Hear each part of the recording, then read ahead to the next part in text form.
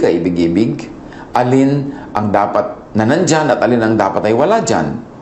Sa biglang tingin, magkakasama sila, madali tayong malito. At sa teaching ni Jesus, magkakasama ang mga mabubuti at hindi mabuti sa isang lugar, sa isang oras, sa isang panahon. Kaya dapat meron tayong mata para makilala natin kung alin ang mabuti para sa atin at alin ang hindi. Many things will be thrown away in time. Napakalinaw niyang itinuro yan. Many things will be burned in the end. So know weeds from wheat. Kilalanin ang mga damo mula sa tunay na tanim. Sa example nila, trigo, sa atin naman palay o anumang namumungang bagay na kailangan natin sa buhay na tinutubuan ng mga damo sa pagitan. Sinisiksikan ng mga damo na sasamahan ng mga damo. Do not invest in weeds, in what is destined for destruction, in what will be thrown away as refuse. Sa buhay, meron tayong limitadong oras, limitadong lakas, limitadong resources. Huwag natin itong ipamuhunan sa mga bagay na dapat ay nakikilala nating walang mabuting pupuntahan. Huwag nating sayangin ang ating panahon, ang ating oras, ang ating lakas, ang ating pananalapi, ang ating mga resources sa mga bagay na hindi mabuti. Kasi darating ang panahon, kahit nandyan yan ngayon, yan ay ihihiwalay at susunugin, itatapon. Pag ang ating pagmamahal, ang ating lakas, oras, ay itinaya natin sa mga bagay na nakatakdang lilipulin, masasayang ang lahat ng ating mga lakas, lahat ng ating mga kakayanan. Madadamay pa tayo. Search the Gospels. Dahil pwede nating i-apply yan sa mga katuroan sa Bible. What are voided, thrown away, burned in the Jesus stories and Jesus lessons? Marami. Sa mga kwento niya, for instance, susunugin, itatapon, babaliwalain ang fruitless trees, mga puno na walang bunga. Matthew 3:10. Ngayon pa lamang ay nakahanda na ang palakol sa ugat ng mga punong kahoy. Ang bawat punong hindi mabuti ang bunga ay puputulin at itatapon sa apoy. So identify equivalents in life, pursuits, investments na hindi mabuti, papalakulin yan, itatapon. What are to be voided and burned, to be thrown away in the Jesus stories? Tasteless salt. Matthew 5:13, kayo ang asin ng sanlibutan. Ngunit kung ang asin ay mawala ng alat, paano pa itong mapapaalat muli? Hindi ba wala na itong kabuluhan, kundi ang itapon at tapakan ng mga tao? So ano ang mga asin-asin sa buhay natin na wala ng lasa, matabang na? Mga relasyon na matabang, mga sigla na matabang, mga paninindigan na tumabang. Identify equivalents in life, in pursuits, in investments, so that you will not let your salt become tasteless. Kasi pag naging tasteless ang ating project, naging tasteless ang ating effort, naging tasteless ang ating talent, ang ating energy, yan ay matatapon lang sa tapakan, sa daanan ng mga tao. Magiging panambak. What else are to be thrown away or burned in the Jesus stories? Body parts causing people to sin. Matthew 5:29, kung ang kanang mata mo ay nagiging sanhi ng iyong pagkakasala, dukutin mo ito at itapon. Mabuti pang mawalan ka ng isang bahagi ng iyong katawan kaysa ang buo mong katawan ay itapon sa impyerno. So identify equivalence in life. Siyempre mga talinghaga ito, hindi naman talaga mata na literal yan, hindi kamay na puputulin, hindi paa. Pero what are its equivalents in life, in pursuits, in investments, in activities? Marami tayong mga activities ganyan. Walang saysay, puputulin din in the end. Mga estudyante naglalakwatsa, wala namang credit sa kanila yung kanilang paglalakwatsa. Hindi nagsasubmit ng mga assignment. Mga nagtatrabahong panay petics, panay ang lakwatsa, hindi nagtatrabaho. Pagka inassess yung kanilang work, yung kanilang performance, itatapon. Yung mga oras na yun na sinayang nila sa mga walang kwentang paglalakwatsa o kaya ay mga trabahong mali-mali. Marami tayong ginagawa na dapat ay puputulin sa pagdating ng panahon. So mabuti pa, huwag na lang natin gawin. Sayang ang investment natin.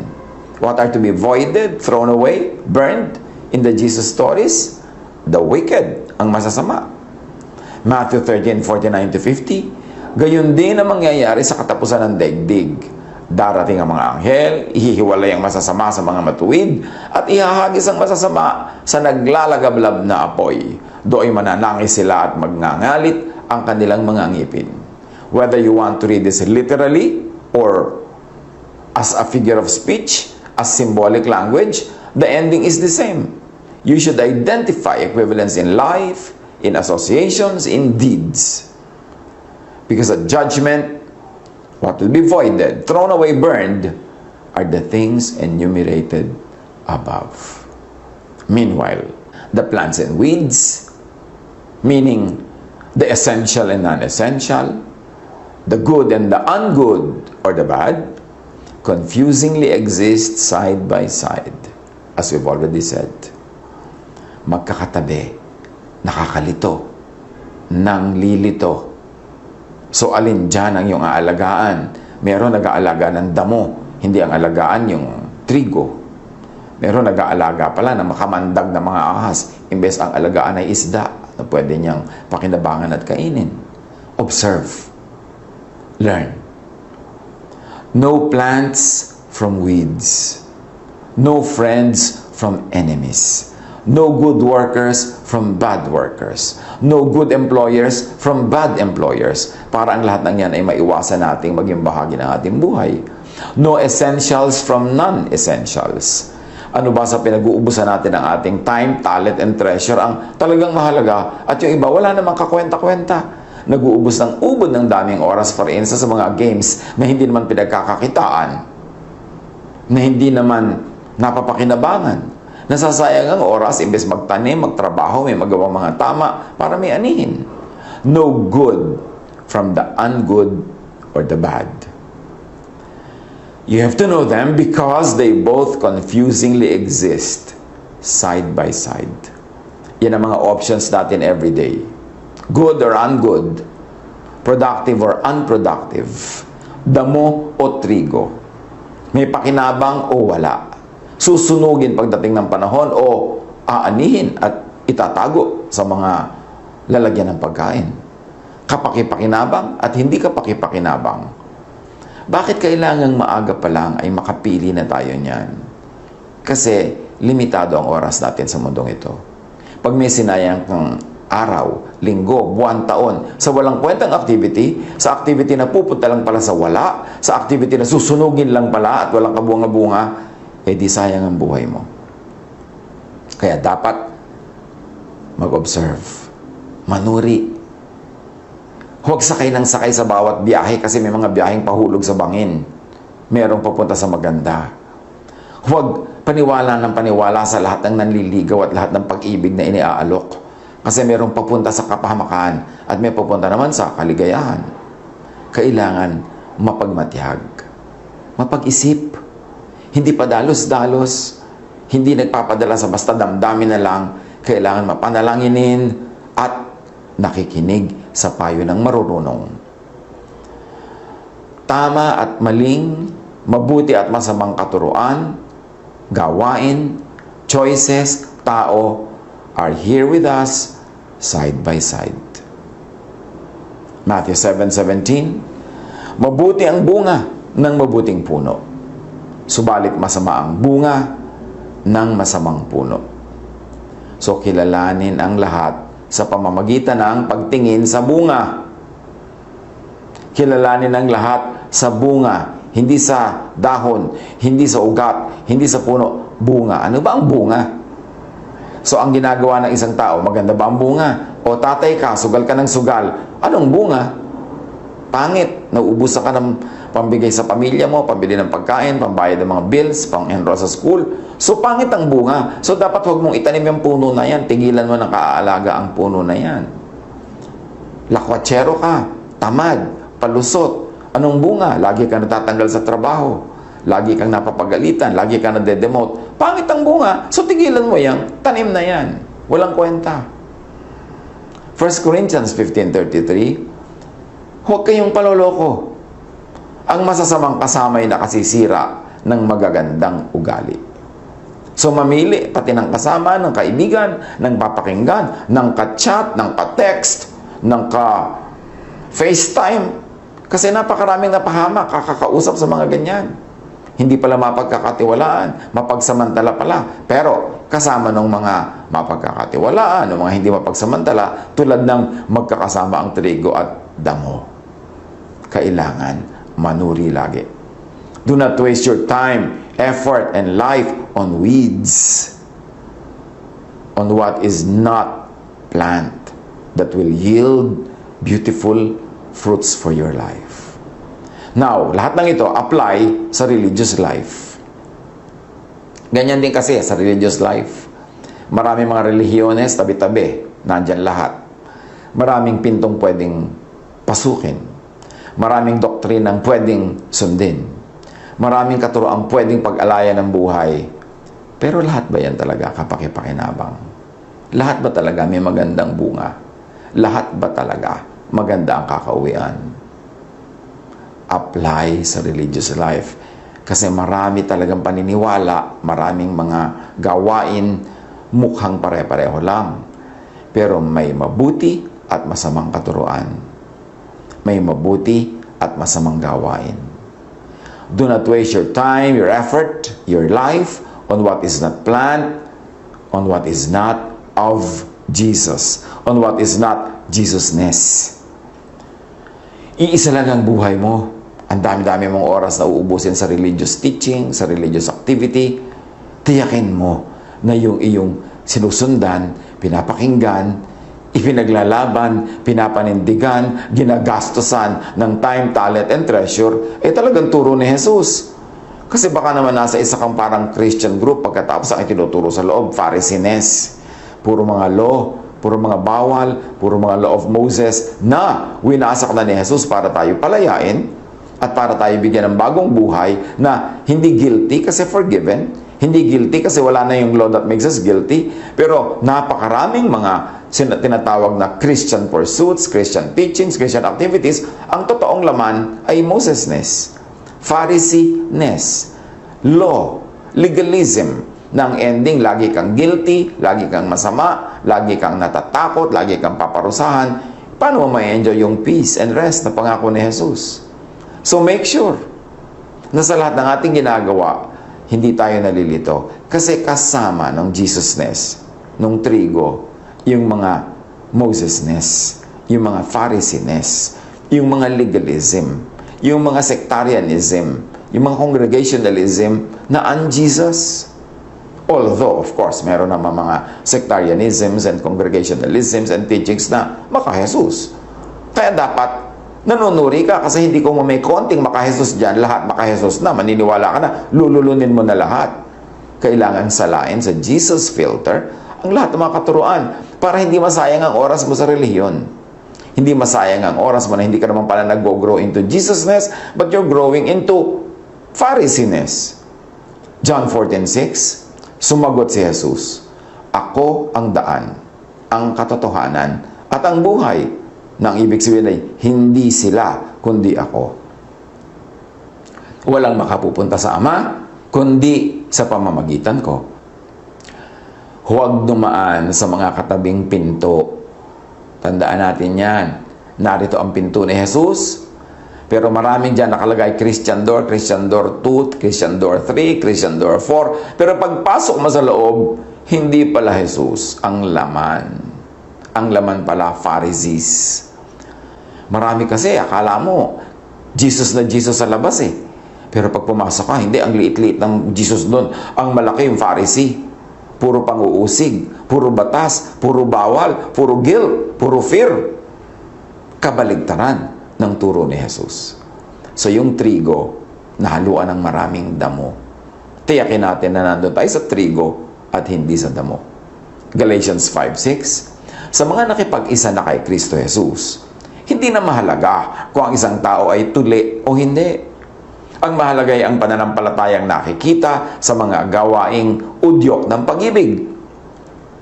Dito, pinag-aaway-awayan kasi kung dapat magpatuli ang lahat kahit na hindi ka Jew, na Gentile ka, naging Christian ka, magpapatuli ka pa ba like a Jew or not? At yan ay pinagpipilitan ng marami noon na Jewish Christians. Pero sabi dito ni Paul, hindi na mahalaga yan. Ang mahalaga, ang ending ng lahat ng katuroan na natatanggap mo, ang ending ng lahat ng katuroang sinusunod mo, ang ending lahat ng ginagawa mo, ibinibigay mo at tinatanggap mo, ay love. Pagka nandun yun, tamang-tama ka na, okay ka na, sakto ka na. Yun ang ibig sabihin. Ngayon, yung tuli na yan, maraming equivalent yan sa buhay. Maraming napaka-concerned about anong kakainin mo, anong isusuot mo, anong hairstyle mo, ano ang mode ng iyong baptism, ano ang mode ng iyong pagkain ng mga Lord's Supper, kailan ka sasamba, anong araw. Yan ay pinag-aaway-awayan tulad ng tuli. Pero ang sabi ni Paul, pag i-apply natin dyan, ang mahalaga ang ending ay ito. Loving ka ba? At ang natatanggap mo ba sa kapatiran ay love din? Kasi kung hindi gano'n ang ending, sayang ang lahat ng pag-aaway, pag-aaral, at pagtatalo-talo tungkol dyan sa law, tungkol sa mga regulations and ordinances. Huwag sumali sa hindi maka-Jesus, sa hindi maibiging gawa. Huwag sumali sa mga mapang-away, mahilig makipagtalo, mahilig magaling, na laging ginajudge ang iba, laging mali ang iba, nililibak at pinagtatawanan, at itinataas lang ang sarili. Hindi ganon ang maka-Jesus na katuruan. Huwag sumali sa mga maka-Pharisee na gawa. Yung mahilig sa self-righteousness, mahilig sa judgmentalism, at sa pagpaparusa sa kapwa na itinuturing nilang hindi nila kasing banal. Romans 13:9, ang mga utos gaya ng huwag kang mangangalunya, huwag kang papatay, huwag kang magnanakaw, huwag mong pagnanasaang maangkin ang pag-aari ng iba, at alinmang utos sa tulad ng mga ito ay nauuwing lahat sa iisang utos. Ibigin mo ang iyong kapwa gaya ng pag-ibig mo sa iyong sarili. So sabi ni Jesus, ang lahat ng second part ng kautusan, kasi yung first part, love God, ang lahat ng second part is just love others. Be considerate, be kind, be merciful, be just.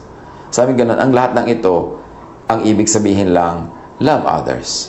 So when you love, nagawa mo na lahat ng kautusan kahit hindi ka gumawa ng mga detalye na yan, kasi ang mahalaga yung overarching, yung overall teaching, which is to love. So kung loving ka, tuloy ka o hindi, mahal ka ng Diyos. Kung loving ka, ano man ang kinakain mo, ano man ang sinusuot mo, ano man ang haba ng iyong buhok, mahal ka ng Diyos. Kasi ang lahat ng tunay na gustong tumbukin ng mga kautosan na yan, maging loving ka. Pero kung sa pagsunod mo ng mga kautosan, sa pagpapairal mo ng mga kautosan, ay baligtad ang nangyari, hindi ka naging loving, naging hateful ka pa, naging self-righteous ka pa, at nananakit ka pa, nang babatok hanggang mamatay, di na-defeat yung purpose ng law, which is to love. So be masters of love and loving. Huwag sumunod sa hindi maibiging application ng law. Kasama doon sa mga trigo ang mga damo. So kasama sa mga magagandang turo ni Jesus, yung mga turo ng mga Pharisees. Paano mo malalaman? You will know them by their fruits, di ba?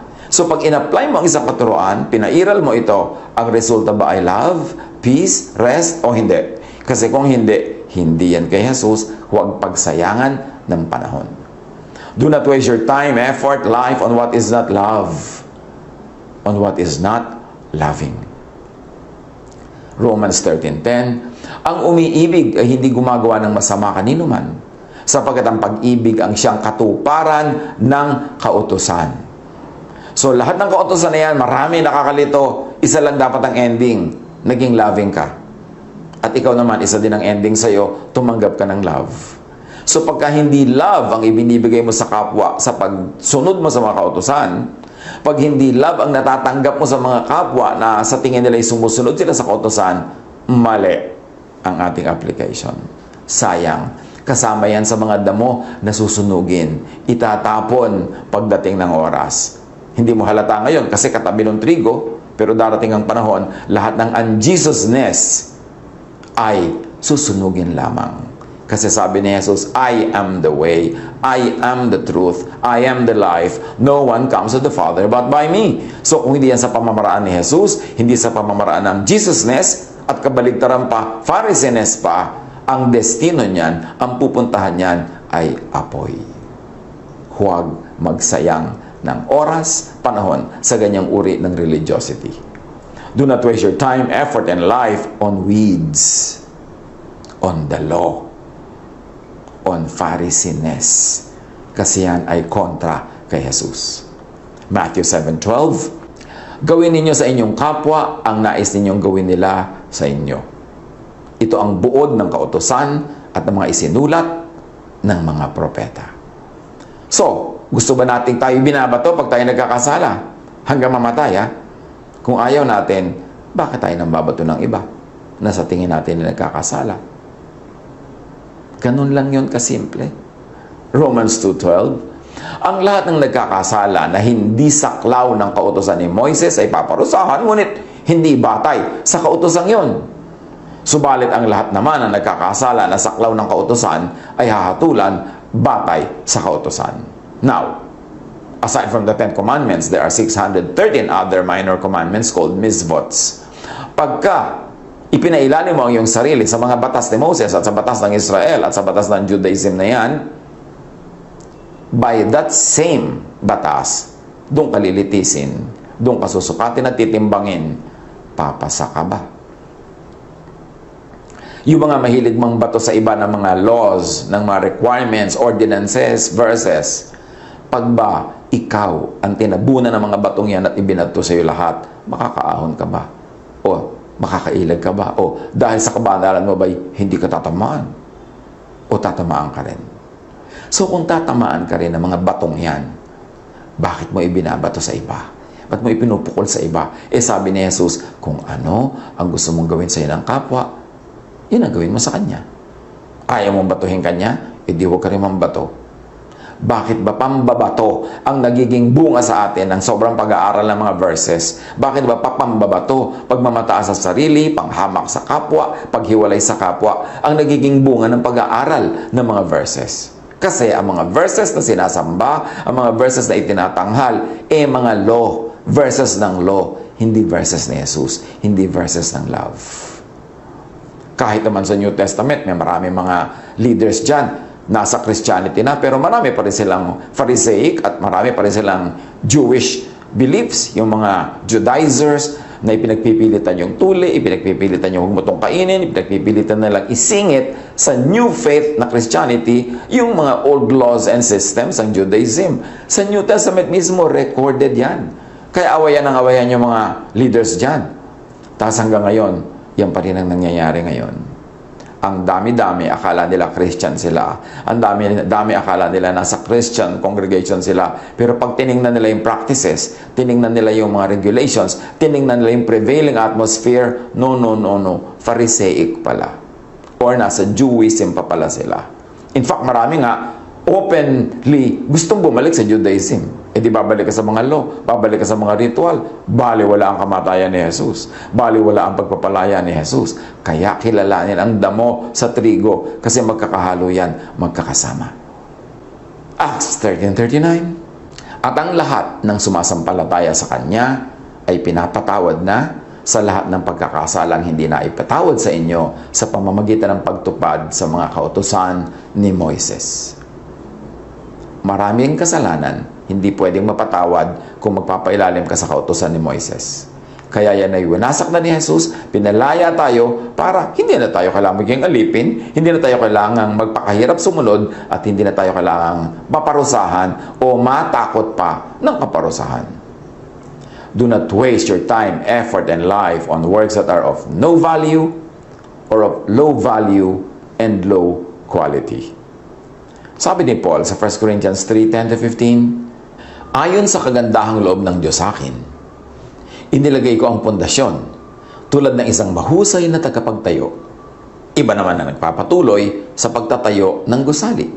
Ganito rin ang church building, ganito din ang church planting, ganito din ang pamamalakad ng church. May nanguna, may nagtayo, tulad nito si Paul. Pero may mga kasunod dapat. Ngunit dapat maging maingat ang bawat nagtatayo, sapagkat wala ng ibang pundasyong maaaring ilagay maliban sa nailagay na. Walang iba kundi si Hesukristo.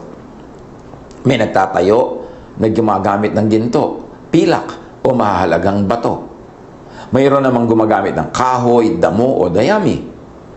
Makikilala ang uri ng gawa ng bawat isa sa araw ng paghuhukom, sapagkat mahahayag sa pamamagitan ng apoy kung anong uri ang ginawa ng bawat isa. Kung ang itinayo sa ibabaw ng pundasyon ay hindi masunog, tatanggap ng gantimpala ang nagtayo noon. Ngunit, kung masunog naman, mawawalan siya ng gantimpala. Gayunman, maliligtas siya. Kaya lang, ay para siyang nagdaan sa apoy. In other words, wala siya kadala-dala, natupok din lahat. Huwag sayangin ang oras, pagod, buhay sa religious weeds lang pala. Meaning, ang dami-dami mong oras sa relihiyon, yung pala yung ginagawa mo nang wala katuturan, walang value sa langit. Susuriin, may value ba ito? Ang pinakamahalagang value kung ang effect, loving. Kung ang method, loving. Huwag sayangin ang friendships, goodwill and pleasures, happiness and satisfaction para sa religious weeds lang pala. Anong ibig sabihin natin? Maraming pagkakaibigan ang nasisira dahil sa relihiyon, dahil sa doktrina.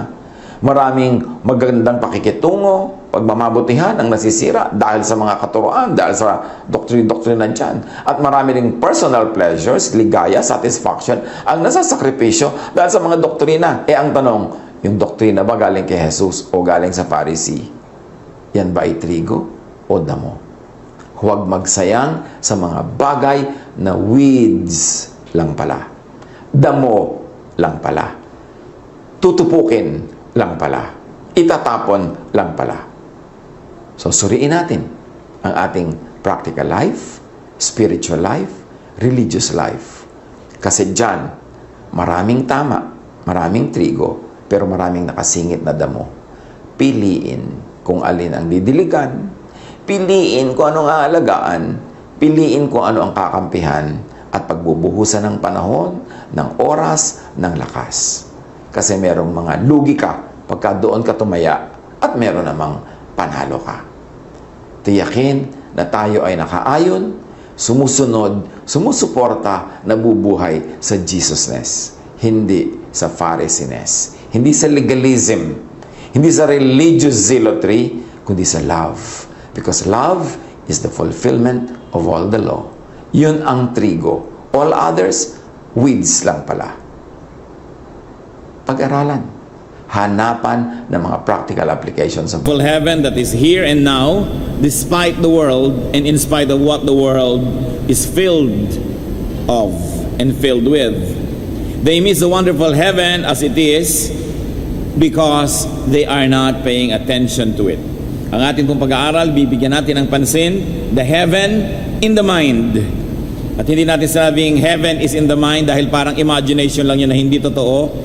Ang sinasabi natin, aside from the heaven that is yet to come, there is a heaven that God wants us to enjoy here and now, the heaven that can be in the mind.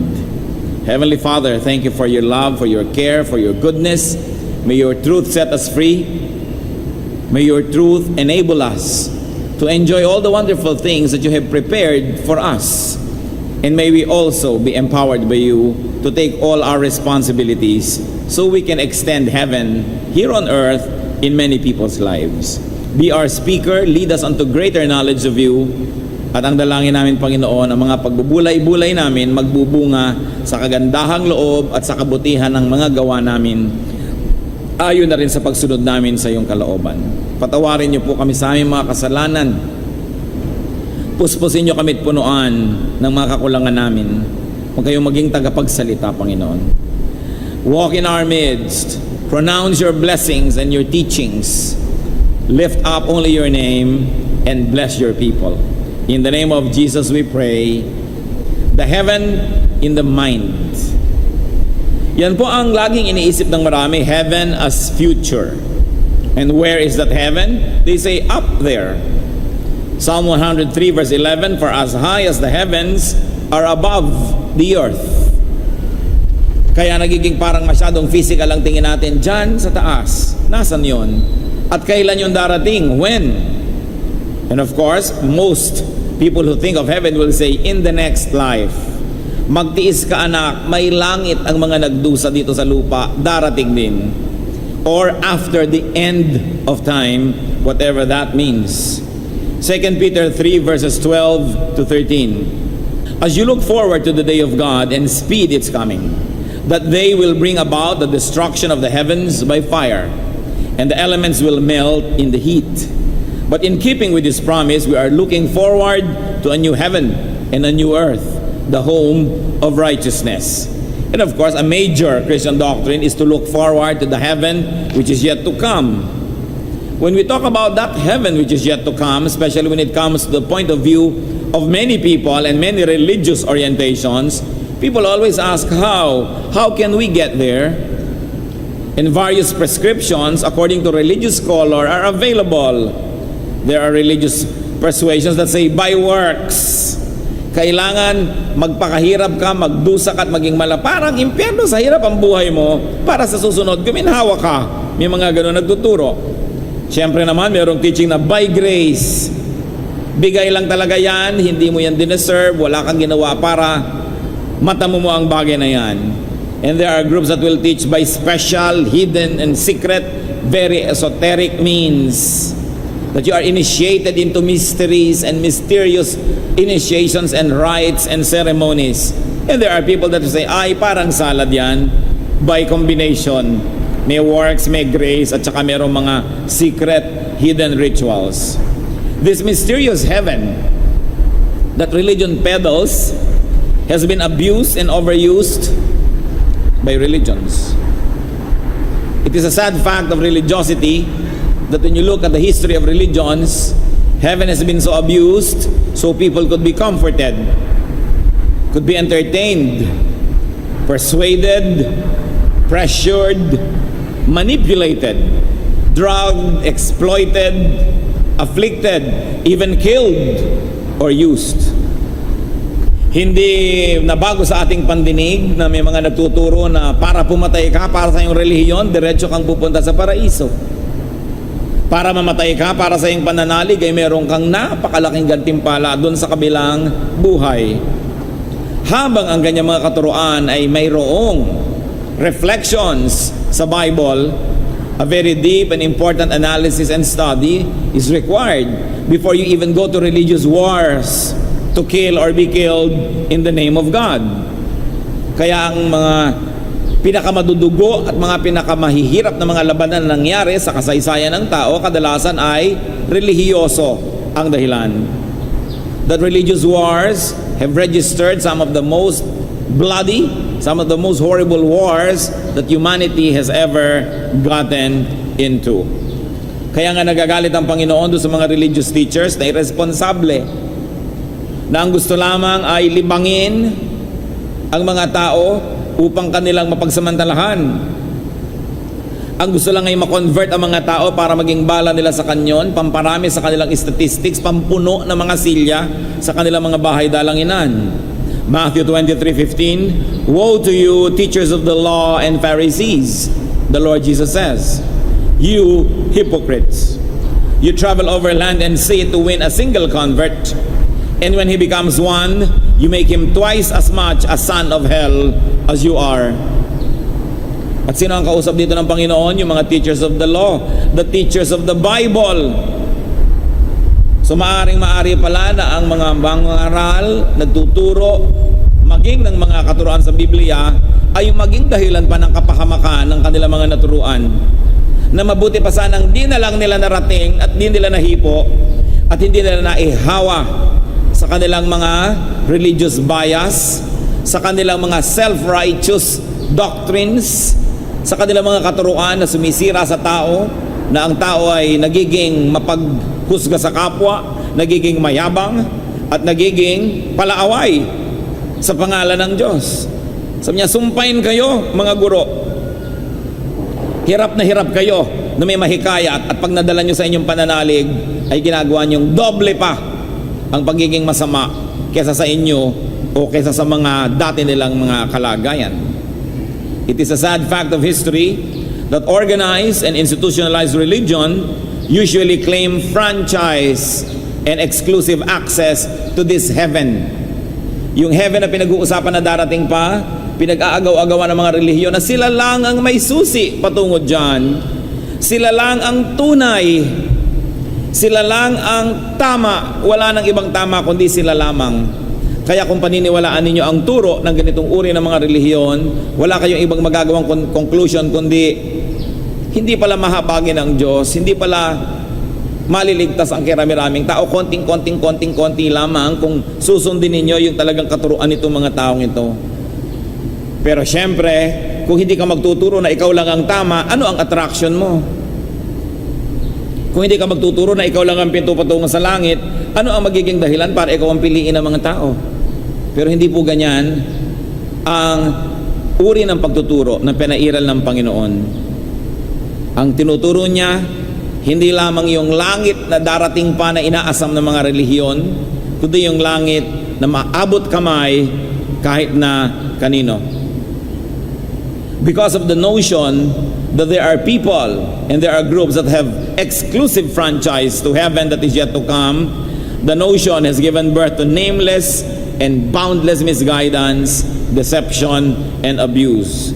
That's why the Lord once more addresses these religious people, Matthew 23 verse 16, "Woe to you, blind guides." Mga bulag na taga-akay. At saan ba dadalhin ang bulag na taga-akay ang kanyang inaakay kundi pareho silang mahuhulog sa bangin? But yes, we believe of course that there is heaven that is yet to come. The Bible is very clear about that. It is a recurrent theme. But there is a heaven that many of us neglect. Kung tayo nasa Panginoon, wala na tayong inabangan kundi yung wala pa. But there is a heaven that is now. Let's take a look at heaven as now. What I call the heaven in the mind, and you may want to call it the same way if you agree. Where is it? It is here, in the heart, in the mind. Whatever your concept is of the center of one's personality. Hindi yung mga langit na ang mga poste ay Doric or Corinthian na parang mga Greek buildings. Hindi yung langit na mga marble floors at may mga ulap-ulap ang pinag-uusapan. The heaven that is in the heart and in the mind is primarily what Jesus wants people to have. Luke 17:20-21.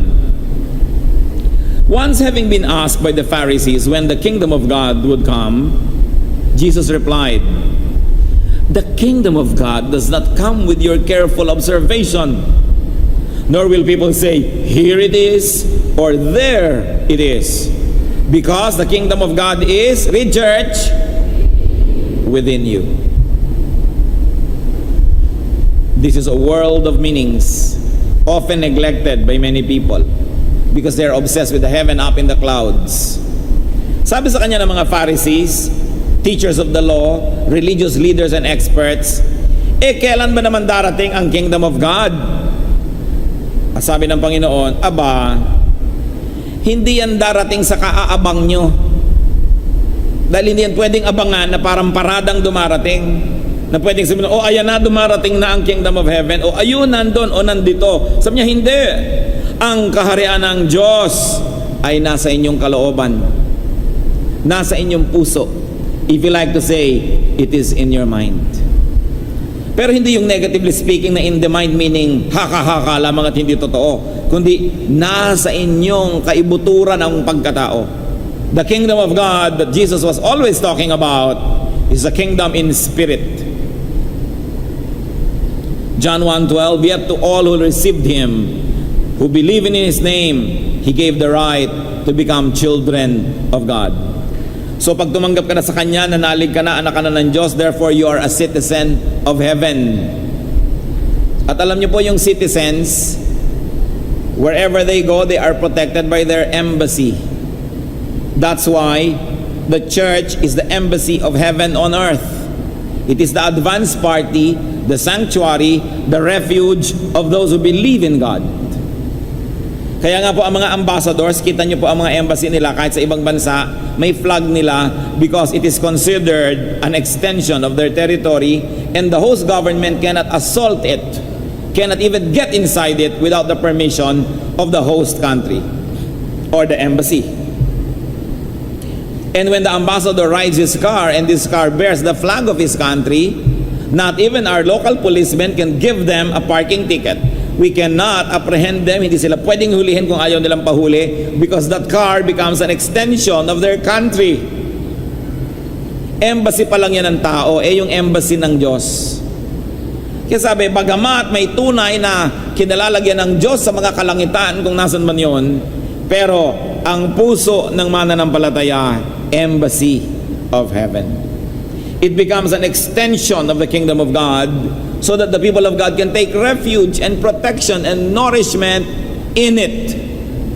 Kaya ang mahalaga po, ma-develop natin yung kingdom of God that is within us. When does that happen? When do we begin to enjoy the kingdom of God? Yung pinag-uusapan natin kingdom that is yet to come, pag dumating na yon, o pag namatay ka at napunta ka doon, according to the beliefs of many, pero habang buhay ka pa dito, paano? Yes, you can have that kingdom here. If having Jesus is salvation, if having Jesus is heaven, then that heaven is here and now. Tulad ng sinabi niya kay Zacchaeus sa Luke 19:9, Jesus said to him, "Today salvation has come to this house." Not later, not in the future, but today. Salvation has come to this house. The people here have become citizens of heaven. Their hearts, their home become embassies of heaven. And if it's Jesus that is the key to that heaven, then it is not only now, but it is for always. Hebrews 13:5, never will I leave you, never will I forsake you. It is always. It is not just now. Now, how do you get there? Because the kingdom that we're talking about is not a physical place, then you don't go there by transportation, but you go there by transformation. Because it is a spiritual kingdom, then it can be had and enjoyed through a spiritual experience. So how do you have the kingdom of God that Jesus is talking about? By transformation, first in thought. Because it is in the mind. So if you're going to change the contents of your mind, you have to change the way that you think. Romans 12:2, do not conform any longer to the pattern of this world, but be transformed by the renewing of your mind. Then you will be able to test and approve what God's will is, His good, pleasing, and perfect will.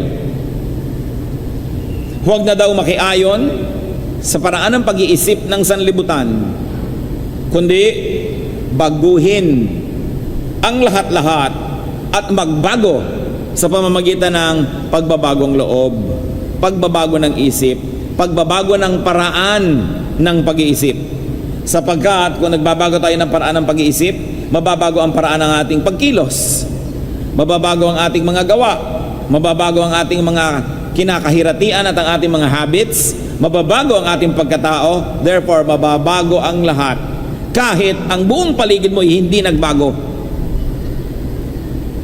Dalawa po, at least two, dahil marami yan, there are at least two forms of reality that we can experience. One is the reality that is physical. Yung nangyayari, halimbawa, meron kayong asawa o kasintahan o mahal sa buhay in a romantic way, at nakita nyo nakikipagyakapan sa iba, kitang-kita nyo, reality happening physically, ano mangyayari, mararamdaman ninyo? Bibilis ang inyong pulso, lalakas ang tibok ng inyong puso, mag-iinit ang inyong mga punong tainga, luluwa ang inyong mata, magkakaliko-liko ang inyong muka, at matitigas ang inyong muscle, at susugod kayo at magagalit kayo at maninibugo kayo dahil nakita nyong totoo, physical reality. Ngayon, another reality that is in the mind. Nasa bahay kayo, wala ang inyong mahal sa buhay, malayo, pero naisip-isip nyong siguro may kayakap siyang iba ngayon. Nagyayakapan sila, napakatamis ng kanilang samahan. Anong mararamdaman nyo?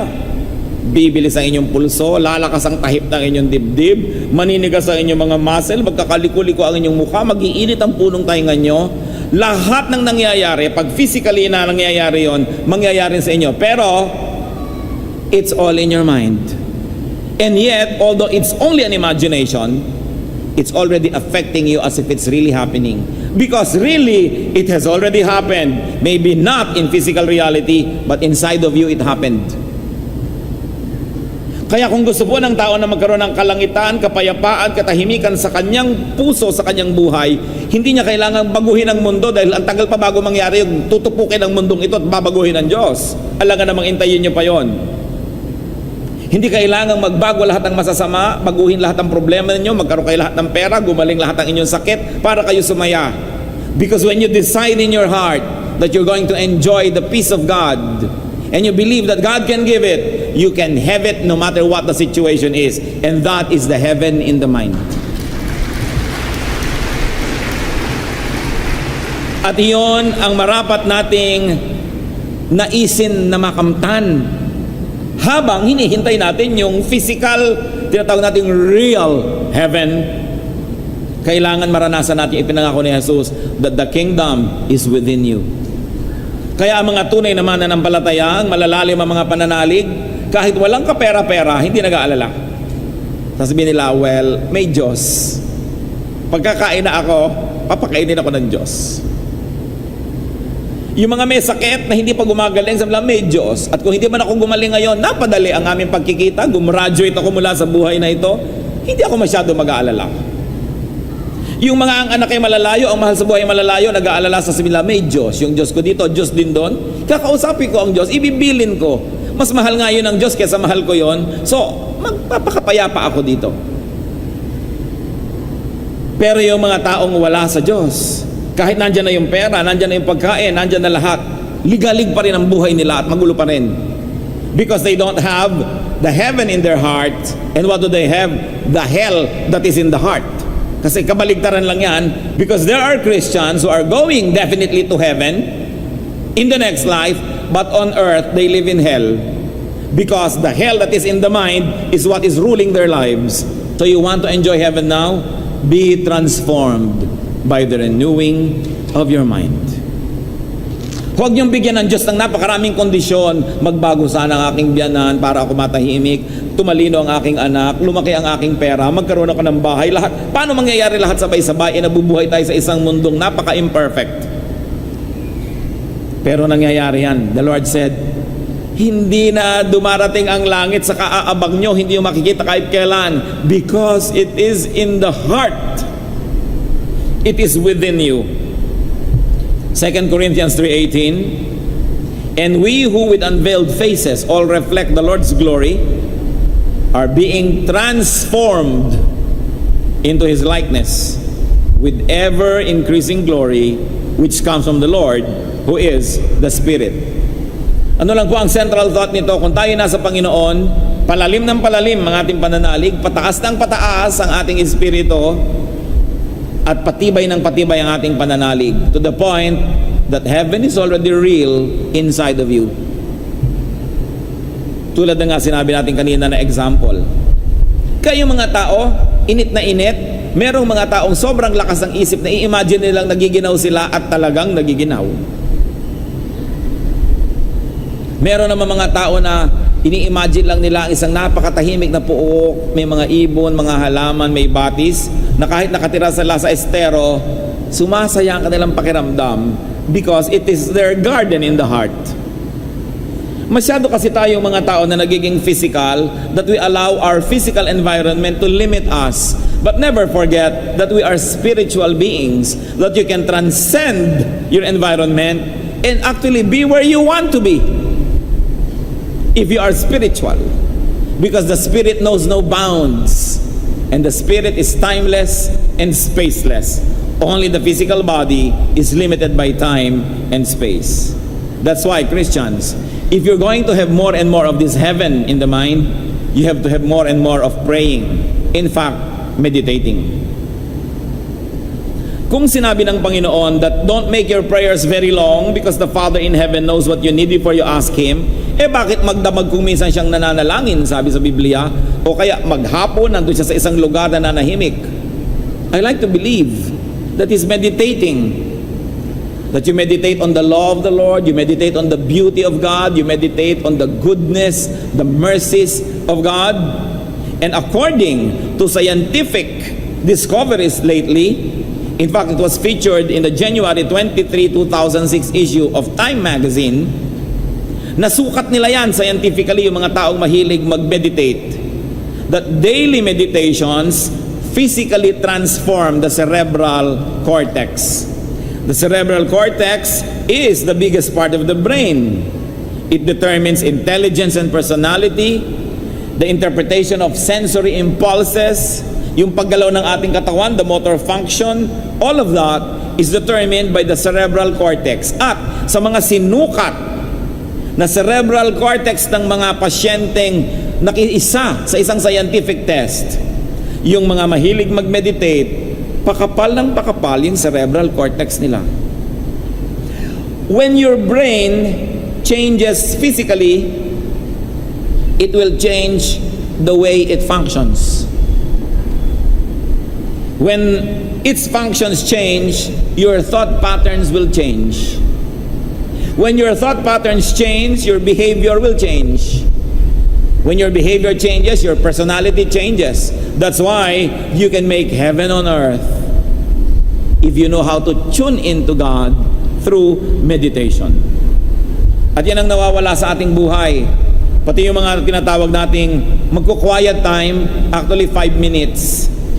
Nauso na yung 1 minute with God, 5 minutes with God, na parang ganun lamang pala ang pakikipagniig sa Diyos. Basahin ng isang verse, basahin yung explanation, sasabihin sa iyo ng instruction, pray about this, and pray ka ng konti, and you think na nagbulay-bulay ka na.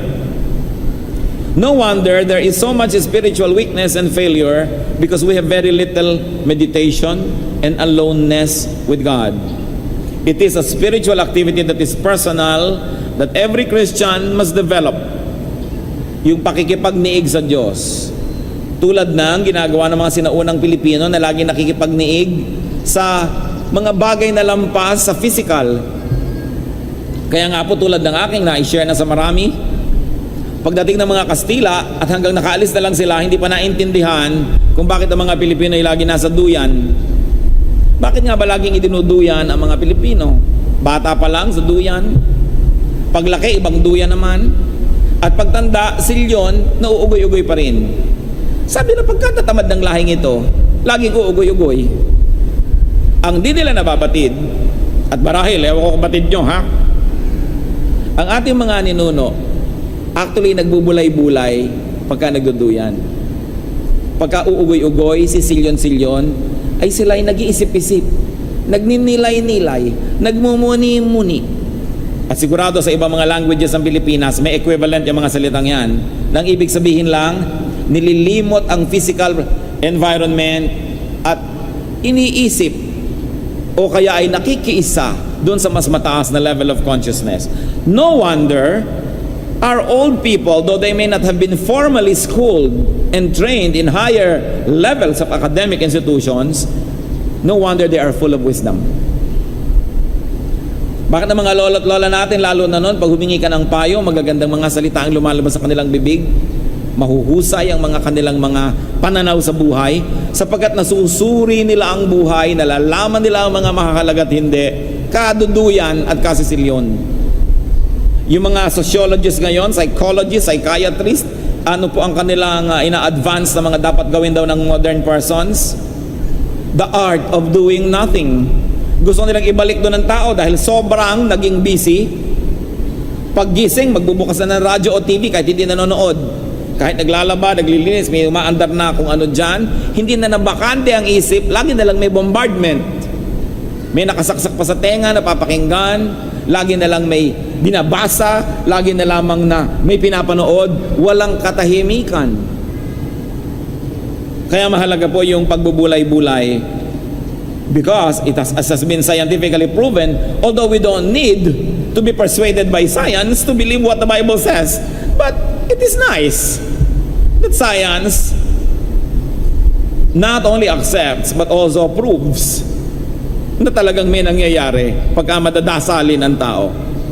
So manalangin. Kailangan natin ng pagbabago ng isip.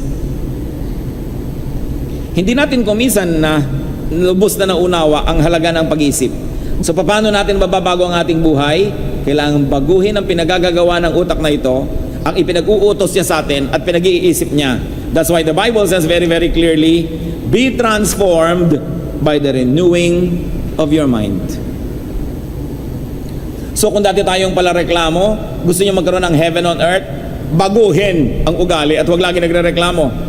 Maghanap naman kayo ngayon ng mapupuri. Then you will begin to see beautiful things. Kung dati kayong laging galit, baguhin niyo naman, gawin niyo naman kayo maibigin. Dati kayong lagi nang maramdamin, baguhin. Gawin natin na mapagtanggap tayo ng mga sinasabi ng iba kahit na nakakasakit at sabihin natin, hayaan mo, opinion mo lang yan. I don't think that's my opinion about myself, so I will never permit your opinion to hurt me. And I forgive you. Yung dati tayong maiinipin, hinahabaan mo ang iyong pasensya. So, sa pagbabago ng pag-iisip, mababago ang lahat. Huwag niyong asahan na babaguhin ng Diyos ang planeta para tayo sumaya. Dahil, yung merong outdoor activity, ayaw niyang umulan. So ang dalangin niya sa Diyos, Diyos ko po, huwag mong papaulanin bukas. Pero yung mga magsasaka, Diyos ko po, paulanin mo na bukas. So kung yung gagawin sa kapaligiran mo ang magdedetermine ng ikaliligaya mo, anong gagawin ng Diyos? Iba-ibang hinihingi ng tao, alangan mang umuulan sa'yo, tahimik sa kanya tuyo. Pero kung umulan naman at hindi, determined ka sa puso mo na makita yung blessing ng Lord doon, you will always be blessed. Kaya may pera ka't kaya wala, kung determined ka na pagka meron, isa-celebrate ko ang goodness ng Panginoon, at pag wala, lalo ko namang isa-celebrate yung dependence ko sa Kanya. So, kaya wala at kaya meron, payapa ang buhay mo. Nasa pag-iisip ang lahat. Mga kapatid, lalo ang matatagal na sa Panginoon, kung meron kayong dating mga personality problems o kaya mga difficulties at nandyan pa rin hanggang ngayon, isa lang ang nakakatiyak na pwede natin sabihin, sa hinaba-haba ng pagkakristyano nyo at sa dinami-rami ng narinig nyong verses, di nyo pa rin binago ang inyong pag-iisip. Kaya ganyan pa rin tayo. Walang ibang pwedeng sisihin. Kung lagi ka na lamang nagdedemand na mapansin ka, lagi kang magtatampo. Kung lagi kang naghahanap na ikaw yung center of attraction, lagi kang mabibigo at lagi kang magiging walang kwenta dahil nang aagaw ka lagi ng eksena ng iba. Change the way you think, and the world will suddenly become heaven on earth. So be transformed in thought and be transformed in deed, as we have been saying. Luke 19:8, but Zacchaeus stood up and said to the Lord, Lord, look, here and now I gave half of my possessions to the poor. And if I have cheated anybody out of anything, I will pay back 4 times the amount. So ano pong pinag-uusapan dyan? Si Zacchaeus na tax collector, mukhang pera, maraming dinaya, encountered the Lord and suddenly he changed the way he thinks or he thought. At sabi niya, yung pagpapahalaga ko nun sa pera, babaligtarin ko na ang papahalagahan ko yung katotohanan, katwiran, tao at Diyos. So Lord, ibabalik ko na sa mga dinaya ko ang aking mga kinupit, ipapamigay ko sa mahihirap ang iba kong kayamanan, iibahin ko ang buhay ko. Bakit iibahin? Kasi naiba ang pag-iisip. Bakit naiba? Dahil nakita niya si Kristo. So it's also a transformation in essence and spirit that is important. Exodus 34:29, when Moses came down from Mount Sinai, he was not aware that his face was radiant because he had spoken with the Lord. Pati ang mukha niya ay kumikinang at lumiliwanag dahil nakapanayam niya ang Panginoon. May pagbabago talaga yung mga napapaharap sa Diyos. 1 Corinthians 6:11, and this is what some of you were, meaning mga dating nasa kasalanan. But you were washed, you were sanctified, you were justified in the name of the Lord Jesus Christ and by the Spirit of our God. So pwedeng mabago ang lahat sa pamamagitan ng ating pananalig at pagsunod sa Panginoon. So change in essence and change in spirit. And it can be done by transcendence, by independence and freedom from the world. Hindi ka masaya lang pagka merong tubig. Kahit wala, masaya ka. Hindi ka masaya lang pagka maganda ang panahon. Masaya ka rin kahit umuulan. At mga kapatid, gusto ko pong bigyan ng puna ito, huwag niyong sinasabing bad weather. There is no such thing as bad weather. Because weather comes from God. Kahit kumikidlat-kidlat, Nare-recharge ang electrons ang ating atmosphere. Kailangan ng planeta ang mga kidlat. Tumabi-tabi ka lang nang huwag kang tamaan. Pag malakas ang hangin at may bagyo, nare-replenish ang mga energies ng mundo. Binabalanse ang mga imbalances. Yung sobrang init dito, inaalis. Yung sobrang lamig, inaalis. Kaya lumalakad ang mga init at lamig. Huwag ka lang pakalat-kalat para di ka sipunin. Don't say bad weather. You might want to say rainy weather. You might say windy weather. You might say ang lakas ng ulan, ang lakas ng kulog ng kidlat. Pero huwag niyo sabihin masungit at masamang panahon. Dahil galing din yan sa Diyos. Appreciate natin yan. John 16:33, I have overcome the world. Kaya kong sumaya kahit pinapalungkot ako ng mundo. Ephesians 4:22 says, you were taught with regard to your former way of life to put off your old self, which is being corrupted by its deceitful desires. So we have to continue to put off our old self, so that there will be space in your heart for heaven on earth, for heaven that is in the heart and in the mind. And of course, we get transformed by association with Jesus. When you are associated with Jesus, changes will happen. Naturally. Yung mga dating dungo na mga di nag-aral, mga mahiyain at may mga inferiority complex sa mga probinsyano, tulad ng mga disciples ng Panginoon, sa Acts 4:13, when they saw the courage of Peter and John and realized that they were unschooled, ordinary men, they were astonished and they took note that this man had been with Jesus. Nagulat sila, ba't ang lakas ng loob ng mga taong yan? May mga PhD ba para magturo? Mayayaman ba yan? Walang pinangingimian? Nagsasalita ng gustong sabihin kahit sino kaharap? Bakit wala silang inferiority complex? At sabi niya, ay oo nga, kasama ni Jesus. Kaya dapat lang asahan mo na merong boldness. Kaya mga anak ng Diyos, kung si Jesus nasa inyo at si Jesus sa inyong Panginoon, you have no business feeling inferior to anybody. Hindi kayo dapat may mga mahihiyain ako, hindi ako makakanta, hindi ako makabasa na para kayong bulating na mimilipit na kinakagat ng langgam tuwing tinatawag para magbasa ng Bible. Hindi bagay sa mga anak ng Diyos yan. They remembered that this man had been with Jesus. Kaya kahit hindi sila nakarating sa mataas na paaralan, malalakas sa mga loob, hindi mga mahihiyain, ganyan ang Espiritu ng Diyos, pinapalaya tayo mula sa ganitong mga inferiority complex. Kaya huwag kayong magpatuloy sa ganitong mga di magandang mga kaugalian na ayoko, nahihiya ako, wag akong umaten, baka ako matawag. Hindi bagay yan sa mga anak ng Diyos. Because we must have the spirit of strength and courage. Although we should still be proper. Hindi naman sobra tayo mga presko at mga mayayabang, pero hindi tayo dapat mga dungo at mga mahiyain dahil anak tayo ng Diyos. At ano pa? The change of essence by connection. When you are connected with the Lord, you will be powerful. John 15:5, I am the vine, Jesus speaking here, you are the branches. If a man remains in me and I in him, he will bear much fruit. Apart from me, you can do nothing. So may magagawa tayo basta't lagi tayong nakakonekta sa Panginoon. So how not to miss, in fact, how to enjoy this heaven now? Claim it. It's there for you to claim. Pero dapat siyempre makilala yan. Matthew 13:44-45, the kingdom of heaven is like treasure hidden in a field. When a man found it, he hid it again, and then in his joy went and sold all he had and bought the field. Again, the kingdom of heaven is like a merchant looking for fine pearls. At ano daw po ang ginawa ng merchant ito? Nung makita niya yung pearl of great value, ibinenta niya lahat ng kanyang alahas para ma-afford niyang bayaran at kunin yung pearl of great value. When you recognize the kingdom of God, pay with it. Pay for it with everything you've got. Ang kapayapaan pala ay kalimutan nyo itong si bigote, kalimutan because you have found the pearl of great value.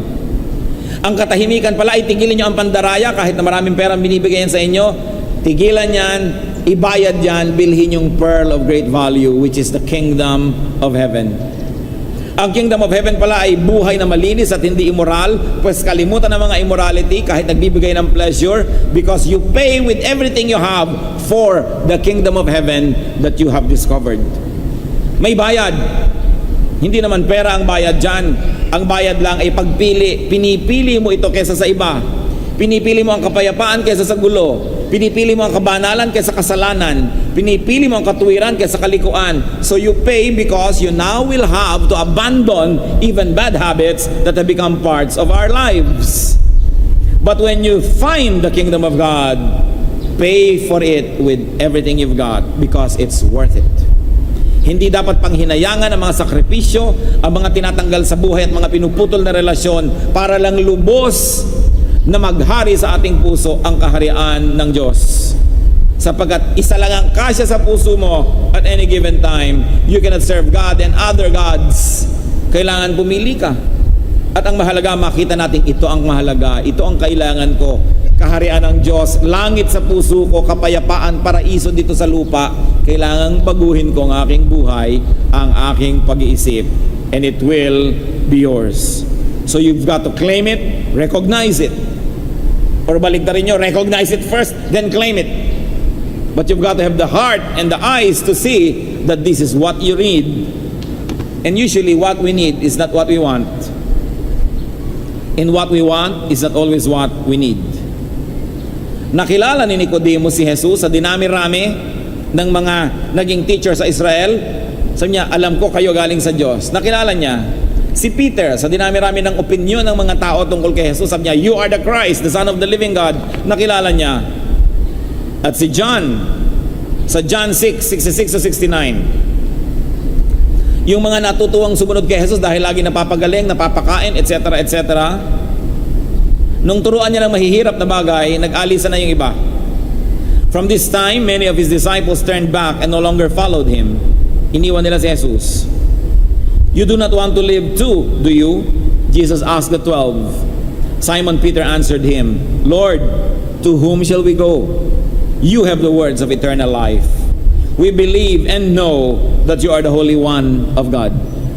So nung marami nang umaalis, tumatalikod kay Kristo dahil mahirap na ang mga itinuturo niya, sabi niya doon sa mga 12 na ito, o kayo, hindi niyo naman gustong iwan din ako, ha?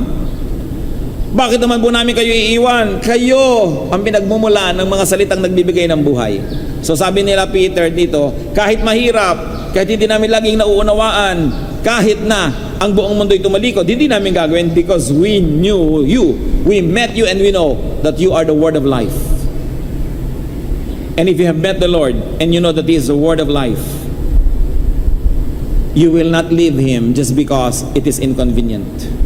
You will not leave Him just because there are other desires that you want to prioritize. Because He is the word of life. So, what do? How can you enjoy heaven now? Think it. Hindi ko sabing think about it, but think it. Yun ang gawin yung iniisip nyo.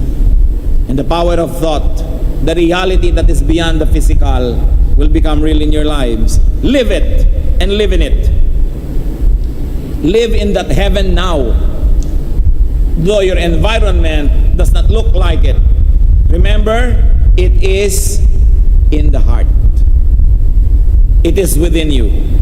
Ang kagandahan ng langit na ito, kaya niyong dalhin kahit saan kayo pumunta. You dignify a place by being there. You bring heaven with you. That's why it is important that we become ambassadors, extensions of the kingdom of God. Philippians 1:21, for me to live is Christ. So live Christ, live in Christ, and let Christ live in you. And no matter what your environment is, you will have this heaven on earth. So be sure that you will go to heaven that is yet to come. Na hindi naman ang topic natin ngayon. Tiyakin nyo rin na kasama kayo doon sa darating pa. At alam nyo naman itinuturo, believe in the Lord Jesus, accept Him as Savior and Lord, and you will be made children of God. But meanwhile that it is not yet, make sure that you are in heaven now, the heaven that has already come.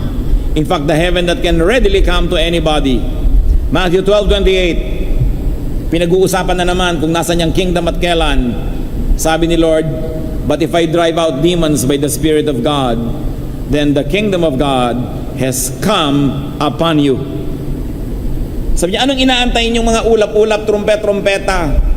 Kung nagpapalayas ako at lumalayas ang mga demonyo mula sa mga buhay nyo, dumating na sa inyo ang kaharian ng Diyos. So ano po ang isang patunay na nasa atin ang kaharian ng Diyos? Napalayas na ang mga demonyo at demonyitong nakikitira sa atin. Kaya titingnan nyo lagi ang sarili nyo, sarili natin, mananalamin tayo. May mga alaga pa ba ako? Kasi pag dumating si Jesus at dumating yung kingdom sa inyo, isa sa mga senyales nun, napalayas ang mga demonyo. So tanungin yung katabi nyo, ikaw, may alaga ka pa ba? Na yung pagka naprovoke ka, nalilimutan mong Kristiyano ka. Diba? May alaga ka na dyan, paalisin yan. Sabi ni Lord, if I drive out demons by the Spirit of God, then the kingdom of God has come upon you. Dumating na. Huwag niyong abang kayo ng abang, kailan, petsa, compute. Hindi yan ang sinasabi ni Jesus na darating. Sabi niya, nasa puso mo. So, do not just treat and diminish and minimize and trivialize the present life as just a preparation for the coming heaven. Mahalaga mga kapatid ang buhay na ito. Huwag natin siyang walain ang halaga sa pamamagitan ng pagtuon lang natin sa darating pa. Nalilimutan tuloy natin yung ngayon. Narito yan ngayon. Life now, life here offers fullness. In fact, it offers heaven. Sabi ni Lord sa John 10:10, the thief comes only to steal and kill and destroy. I have come that they may have life and have it to the full. Here and now, you can have a full life. But it depends on what is full. Kung sa'yo ang full life ay yung may 3 bahay, may 5 kotse, may 5 asawa, may bilyones, hindi ka na siguro magiging full kahit kailan. So kung hindi mangyayari yun, what do you do for you to be full? Change your mind. Change what is the meaning of full, and you will be full. It's all in the mind. So what is important for us is to find, to experience, to enjoy, and to share this heaven now. Brothers and sisters, with the help of God, you can create this heaven in your heart, in your home, in your community,